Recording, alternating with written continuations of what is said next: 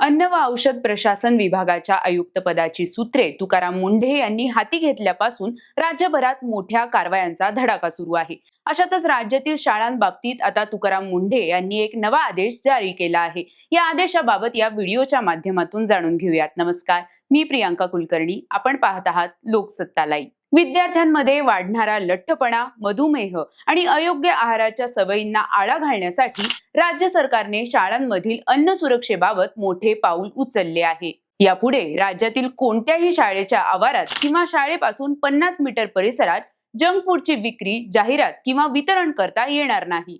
त्याचबरोबर प्रत्येक शाळेला सुरक्षित, सकस आणि पौष्टिक अन्न उपलब्ध करून देण्याची जबाबदारी निश्चित करण्यात आली असून नियमांचे उल्लंघन करणाऱ्यांवर कठोर कारवाईचा इशाराही देण्यात आला आहे। अन्न व औषध प्रशासनाने जारी केलेल्या नव्या आदेशानुसार राज्यातील शासकीय, खासगी, अनुदानित, निवासी तसेच सर्व शिक्षण मंडळाशी संलग्न शाळांमध्ये अन्न सुरक्षेचे एक समान नियम लागू राहतील। शाळेतील कॅन्टीन, टकशॉप, वसतिगृहातील स्वयंपाकगृहे तसेच मध्यान्ह भोजन पुरवणाऱ्या संस्थांना वैध FSSAI परवाना घेणे किंवा नोंदणी करणे बंधनकारक करण्यात आले आहे। विद्यार्थ्यांना फळे, भाज्या, कडधान्ये, दूध, संपूर्ण धान्ये आणि स्थानिक पौष्टिक पदार्थ उपलब्ध करून देण्यावर भर देण्यात आली आहे।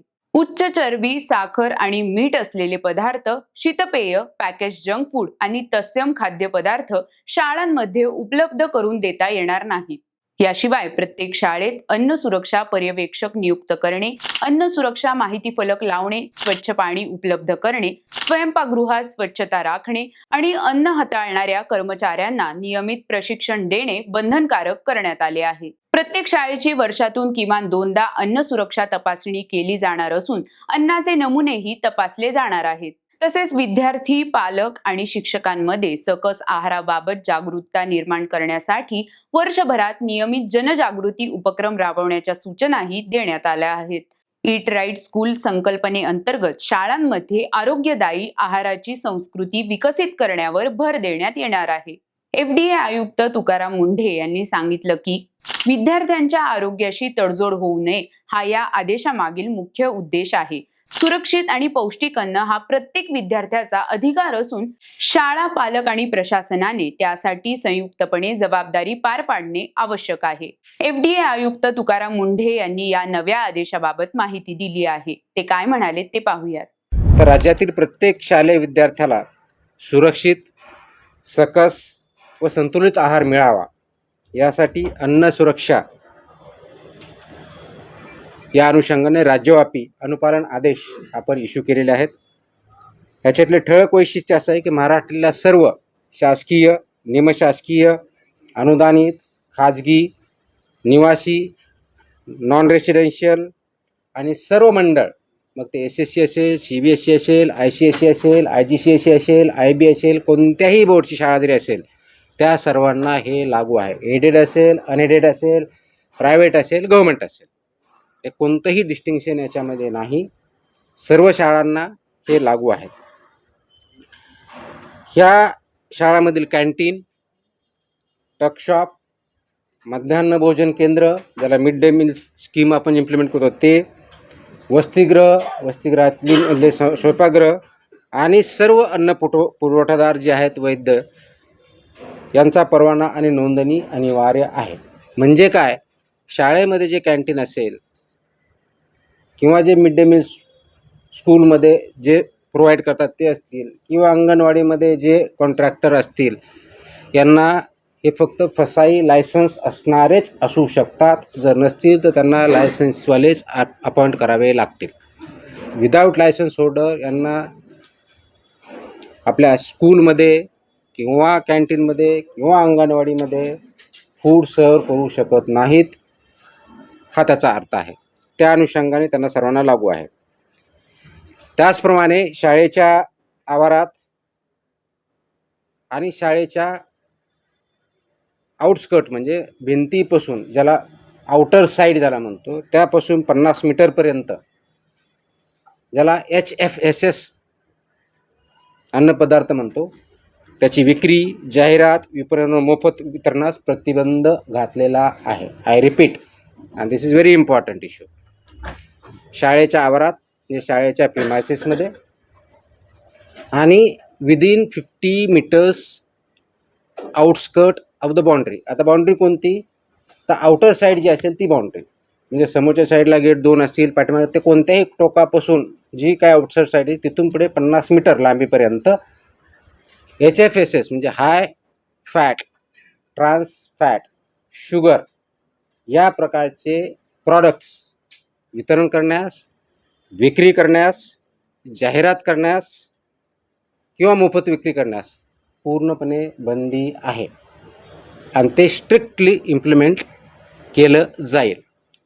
त्याच्यामुळं या बाबतीचं इम्प्लिमेंटेशन तिथली लोकल अथॉरिटी विशेष करून मुख्याध्यापकाचे, ज्याला शाळा प्रमुख असं म्हणतो, किंवा प्रिन्सिपल असेल तर प्रिन्सिपल, कारण हे आदेश 12वी इयत्ता 12वीपर्यंतच्या शाळाची डेफिनेशन 12वीपर्यंत आहे आणि हे लागू होतं 22 महिन्याच्या मुलाच्या पासून सुरू होतात. 22 महिन्याच्या मुलापर्यंत लागू नाही, तिथून पुढे म्हणजे अंगणवाडीमध्ये जे मुलं येतात तिथून पुढे चालू होतं.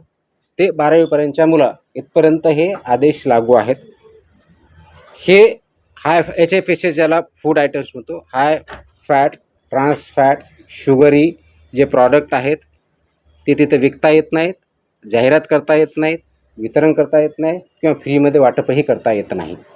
आणि म्हणून त्याचं इम्प्लिमेंटेशन लोकल लेवलला प्रिन्सिपल, त्यांची स्कूल आणि ती स्कूलमधली जी कमिटी असते त्यांनी करायचं आहे. जास्त मीठ, साखर, संतृप्त चरबी व ट्रान्सफॅट असलेल्या अन्नपदार्थ शालेय परिसरात मज्जाव केलेला आहे. हे ऑर्डरमध्ये आहे. मज्जाव केला मीन्स प्रिव्हेंट केलेला आहे. Ice cream, chocolate, everything. So it comes in that.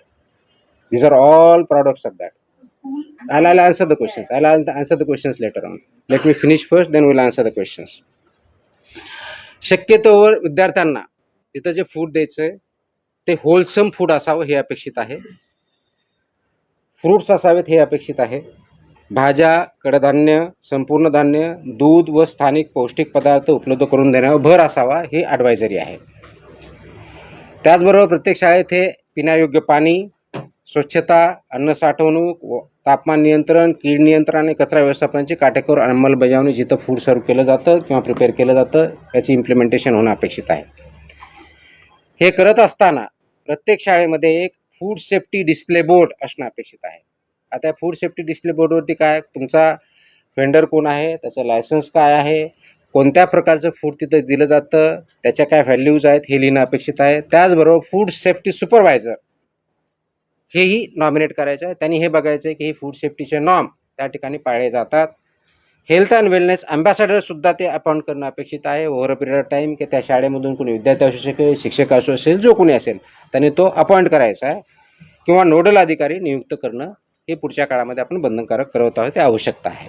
जेणेकरून हा आपला सेफ फूडच्या बाबतीतला, न्यूट्रिशनल फूडच्या बाबतीतला, बॅलन्स डाएटच्या बाबतीतला अवेअरनेस आणि सेन्सिटायझेशन विद्यार्थ्यामध्ये, शिक्षकामध्ये, शाळेमध्ये आणि पेरेंट्समध्ये केला जाईल हे त्याच्यातून अपेक्षित आहे.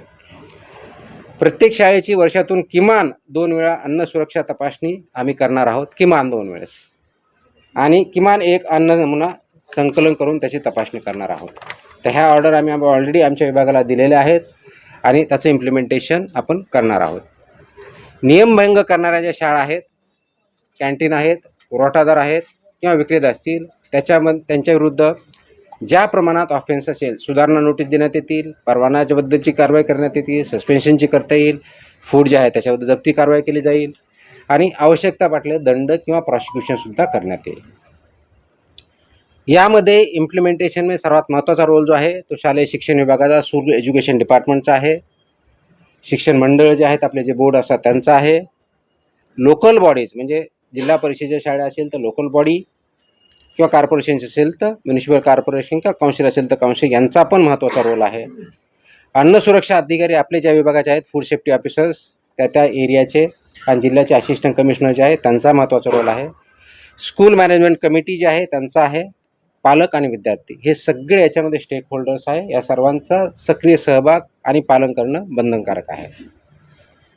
प्रत्येक शाळेला ईट राईट स्कूल हे कॅम्पेन बंधनकारक आहे. हे ईट राईट स्कूल कॅम्पेन गेल्या अनेक वर्षापासून आपण राबवतो, पण ते इफेक्टिव्ह राबवणं गरजेचं आहे. त्याच्यामुळे ईट राईट स्कूल आपण जर करू शकलो तर ईट राईट जे आहे घरीसुद्धा जाईल आणि ते कल्चर बनेल हे त्याच्यातून अपेक्षित आहे. म्हणून त्यामध्ये शालेय कॅन्टीनला आरोग्यवाहीच्या आहाराचे आदर्श केंद्र कसं तयार करता येईल या दृष्टीचा आमचा प्रयत्न असणार आहे. सुरक्षित आरोग्य, निरोगी बालपण, सक्षम महाराष्ट्र या दृष्टिकोनातून आपण हे संकल्प करत आहोत आणि त्या दृष्टिकोनातून ही राज्यव्यापी मोहीम आपण मिशन मोडमध्ये आपण काम करत आहोत. राजकीय, कला, क्रीडा आणि इतर क्षेत्रातील बातम्या जाणून घेण्यासाठी लोकसत्ताच्या YouTube चॅनलला सबस्क्राईब करायला विसरू नका. पाहत रहा लोकसत्ता लाईव्ह.